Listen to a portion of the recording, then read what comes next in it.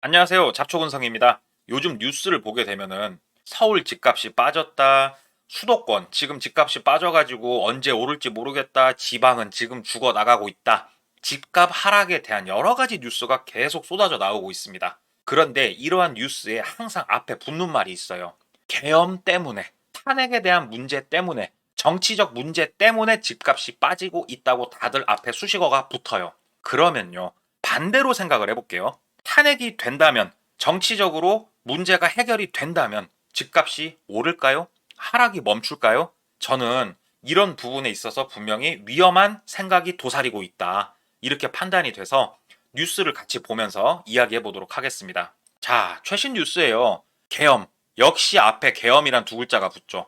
뺨 맞은 서울 집값. 강남 한 달 새 10억이 빠졌다. 아니 어떻게 강남이 이렇게 빠지나? 물론 이 뉴스를 보게 되면요. 뭐 아파트 전체가 빠진 건 아니고요. 몇몇 아파트가 많이 가격이 하락을 했다 이거예요. 그런데 그동안 진짜 열심히 버텨왔던 강남 아파트 가격이 계엄이란 문제를 맞으면서 뚝 빠져버린 거예요. 뭔가 두려움이 이제 제대로 다가오고 있다. 이렇게 볼 수가 있는 거죠. 또 탄핵 정국 이것도 역시 앞에 수식어가 붙죠. 탄핵. 분양시장 청약 관심이 아예 끊겼다. 가계약 후 이탈이 급증하고 있다. 계약까지는 해놨는데 잔금까지 다 치르는 비중이 엄청나게 줄고 있다. 건설사 내년 분양계획 조정 검토하고 있고 지방은 미분양 매수 문의가 아예 끊겼다. 이런 뉴스들이 나오고 있어요. 굉장히 공포심을 자극하는 그런 뉴스죠. 아파트 가격이 지금 위험하다, 빠지고 있다, 시작됐다. 그러한 모든 이유는 탄핵, 계엄, 정치적 요소가 그 원인이다. 이렇게 이야기를 하고 있는 건데요. 대출 규제를 했었잖아요. 우리 올해 말에 대출 규제 시작을 했고 여기에 정말 많은 사람들이 힘들어 했죠. 아, 돈을 못 빌려요. 낮은 금리, 높은 금리 다 떠나서 애초에 돈을 못 빌려요. 너무 힘든 상황이었는데도 버텼어요, 다들. 아파트 가격 안 내려요. 어떻게든 버텼는데 탄핵이란 펀치를 빵 맞았죠, 지금. 정치적 불안 요소를 정면으로 맞은 거예요. 그러다 보니까 청약도 별로 안 해. 정당 계약률 우리가 계약해가지고 잔금까지 다 치르는 그런 비중이 굉장히 낮아지고 있다. 이러다 보니까 건설업계는 머리를 굴리기 시작을 한 거예요. 야, 있어봐. 이거 정치적 불안 요소가 끝나면은 가격이 조금 정상화될 것 같거든. 그러니까 분양 계획을 조정 좀 하자. 조금 미루자. 이러고 있고요. 지방은요, 난리 났습니다. 미분양 아파트 아예 문의 자체를 안 한대요. 가격이 얼마건 뭐 분양가로 그냥 하는 거건 마피건 뭐 어쩌건 문의 자체가 없답니다. 내년 1분기 이후에 조금씩 안정을 찾을 거라고 전망을 해요. 왜 1분기냐? 대략 3월 달 정도에 탄핵이 되냐 안 되냐 무엇인가 판가름이 날 거라고 예상을 하기 때문에 내년 1분기라는 이야기가 나오고 있는 거예요. 근데요, 여러분, 정말 여기서 주의하셔야 될 게 있어요. 정치적 요소가 지금 집값에 크게 작용한 건 맞습니다. 하지만 그게 전부가 아니에요. 원론적인 이유가 있었는데 지금부터를 한번 잘 들어보세요. 잠깐 구독, 좋아요 잊으신 거 아니겠죠? 현재 집값이 있습니다. 많은 사람들이 집을 사려고 기다리고 있고 아파트 가격이 올라 있는 현재 상황이 있습니다. 자, 5년 뒤, 10년 뒤에도 사람들이 집을 사야 될 거 아닙니까? 그러니까 부동산 구입 인구가 그때그때 들어와 줘야 돼요. 뭐 예를 들어 보자면 지금 뭐 40대 후반 사람들이 집을 많이 구매를 하고 있으면 현재 30대인 분들이 5년 뒤에 나이를 먹어서 구매를 해주고 지금 30대 초반이나 20대 후반 분들이 10년 뒤에 나서서 집을 구매해주고 그때 부동산 구입 인구가 유입이 되면서 집값을 받쳐줘야 됩니다. 이게 가장 기본이에요. 그런데 문제가 뭐냐면 요 근래 아파트 가격이 폭등을 하면서 10년 뒤에 집을 사야 되는 사람까지 싸잡아서 지금 다 들어왔어요. 전부 다 한 번에 들어왔습니다. 이러다 보니까 집값이 수직 상승을 한 거예요. 엄청난 수요가 한 번에 몰린 거예요. 앞으로 10년 뒤에 집을 사야 될 사람이 지금 갑자기 달라붙은 형국입니다. 그러면 문제가 뭐냐면요. 5년 뒤에 10년 뒤에 누가 사줄 겁니까, 이 집을? 아니, 집값이 올랐다 쳐요. 이 오른 집값으로 누군가 사줘야 되는데 사줄 인구가 없다. 왜? 지금 사버렸으니까. 이게 지금 현재 상황입니다. 이렇다 보니까 나라에서 이걸 모를까요? 안단 말이에요. 아, 이 사람들을 어떻게 조금 진정을 시켜줘야겠어. 그러니까는 뭐 대출 규제를 하건 뭘 하건 했단 말이에요. 그런데 앞서서 말씀드렸죠. 10년 뒤, 5년 뒤 구매하실 분들은 나이대가 상대적으로 젊어요. 젊다는 얘기는 겁이 없습니다. 도전 정신이 투철해요. 이런 분들이 달라붙다 보니까 저축은행으로 그냥 넘어가 버리는 겁니다. 이자가 2배 이상 차이가 납니다. 이자가 그렇게 차이가 나는데도 고신용자, 젊은데 신용도가 높은데도 그냥 막 뛰어 들어오는 거예요. 저축은행 이자 많이 내든 상관없어. 나 돈 벌 거야. 부자 될 거야. 한 번에 엄청난 돈을 만질 수 있어. 이런 생각을 가지고 다 뛰어 들어온 거예요. 단순히 현재 반드시 집을 사야 되기 때문에 어쩔 수 없이 저축은행으로 이동한 사람의 비중을 놓고 생각해 봤을 때는 이 정도 증가율이 나올 수가 없습니다. 이거는 모험심과 도전 정신이 합쳐진 결과물이거든요. 젊은 분들, 앞으로 5년, 10년 뒤에 달라붙었어야 될 그런 인구가 지금 다 치고 들어온 상황입니다. 이렇다 보니까 어떤 일까지 생겼냐? 퇴직연금을 끌어다 쓰기 시작을 했어요. 지금 30대 후반, 30대 중반, 뭐 회사에서 일한 지 길면 10년, 15년 그렇게 됐을 거 아닙니까? 그러면 회사에서 퇴직연금을 차곡차곡 넣어주는데 이것까지 다 빼서 써버리는 거예요. 집 사느라 바닥나는 퇴직연금, 정부 중도 인출 요건을 강화를 한다고 하지 않습니까? 이게 뭐 때문에 그러냐면요.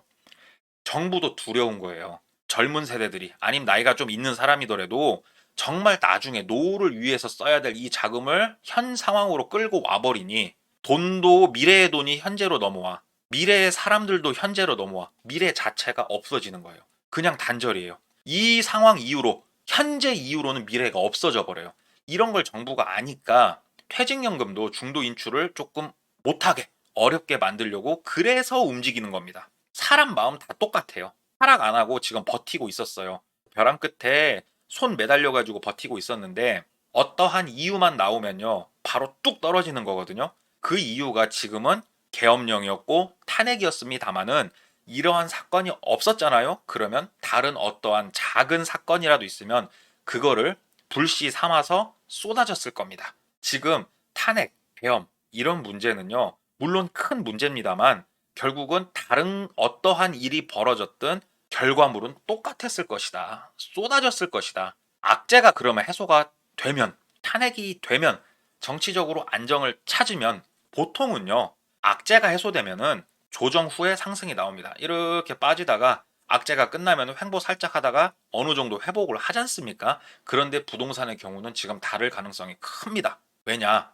이러한 문제들을 해결을 하려고 주담대를 내년부터 조금 확대를 하려고 하죠. 주담대를 확대를 한다고 하는 것은 시중에 돈을 푸는 거죠.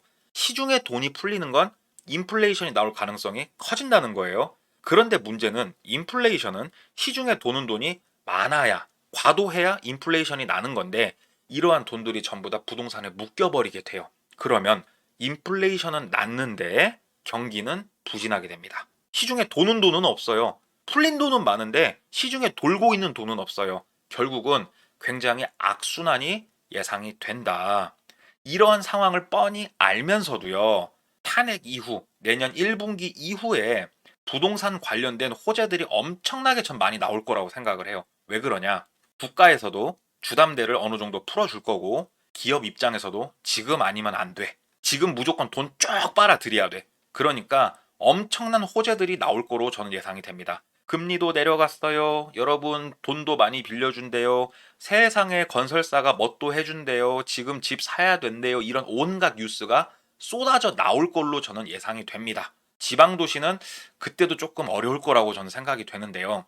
자, 이러한 호재가 나올 때 탄핵이 부동산의 유일한 악재라고 생각을 하고 있기 때문에 이런 호재가 이제 나올 거란 말이에요. 착각은 절대 하면 안 됩니다. 정말로 너무너무 조심하십시오. 이러한 호재들이 쏟아져 나올 때 이때 내가 접근을 하겠다 이렇게 생각하시는 분들은 정말로 1000번, 10,000번 고민하고 무조건 접근하셔야 됩니다. 제가 보여드렸다시피 애초에 미래가 지금 없습니다. 미래에 달라붙어야 될 사람들이 지금 다 달라붙었습니다.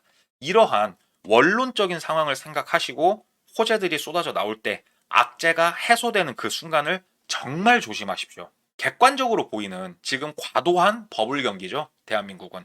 제가 어제 올린 영상을 보면 자세한 여러 가지 지표를 제가 설명을 해놨습니다. 그리고 전세 및 월세 사시는 분들 당장 방 빼야 돼요. 어디론가 가야 되는데 대출이 안 나와. 집값은 올랐고 보증금은 올랐는데 대출이 안 나와. 이런 분들 와 길거리 나가는 거잖아요. 이런 분들 진짜 갈 곳을 잃어버렸죠. 여러 가지 규제를 하면서. 그렇다 보니까 주담대를 했고 인플레이션이 나왔고 경기 침체 나왔고 제가 아까 말씀드린 이야기입니다. 이러한 모든 상황, 정치적 상황이 유일한 악재라고 생각을 하기 때문에 다들 지금 뭔가 희망을 갖고 있는데요. 착각하시면 안 됩니다. 정치적 악재는요, 그냥 방아쇠를 당겨줬을 뿐입니다. 이 방아쇠는요, 정치적 악재가 아니더라도 다른 이유로 당겨졌을 그럴 방아쇠였을 뿐이거든요. 이러한 정말로 비관적인 모든 상황을 국가는 알고 있습니다. 그러니까 이런 것들을 알고 있으니까 여러 가지 퇴직연금 못 빼게 강화하고 이런 움직임을 보이는 거거든요. 그런데 멈추질 못하는 거예요. 멈췄다가는 모든 게 한순간에 무너져 내려버리니까 지금 국가에서도 못 멈추고 있다. 그래서 오늘 이야기를 정리를 해보자면 내년 1분기 이후에 정치적 리스크가 어느 정도 악재가 해소가 되면 엄청난 부동산 관련된 호재들이 나올 거고 그때 현혹되지 말고 잘 지켜보셔라. 신중해야 된다. 이 말씀을 드리고 싶어서 오늘 영상 제작해봤습니다. 오늘 제 이야기가 유익했다면 구독, 좋아요 부탁드리고요. 아래 보이는 메일 주소로 여러분 일상의 많은 이야기 제보 부탁드리도록 하겠습니다. 저는 잘 준비해서 다음 시간에 찾아뵙기로 하고요. 이상 잡초근성이었습니다. 감사합니다.